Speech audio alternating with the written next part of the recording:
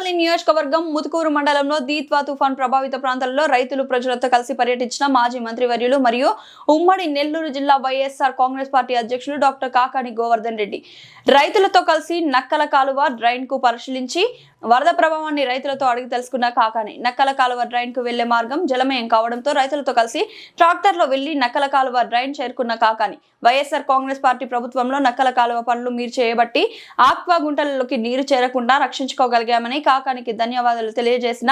రైతులు వర్షాలు వస్తే నక్కల కాలువ డ్రైన్ పొంగి గ్రామాల్లోకి నీరు చేరి జనజీవనాన్ని అతలాకుతలం చేసేదని వైఎస్ఆర్ కాంగ్రెస్ పార్టీ ప్రభుత్వంలో మీరు మంత్రిగా నక్కల కాలువ డ్రైన్ పూడిక తొలగించడంతో ఇప్పుడు కురిసిన భారీ వర్షాలలో తమకు ఎక్కువ ఇబ్బందులు కలగలేదంటూ పేర్కొన్న గ్రామస్తులు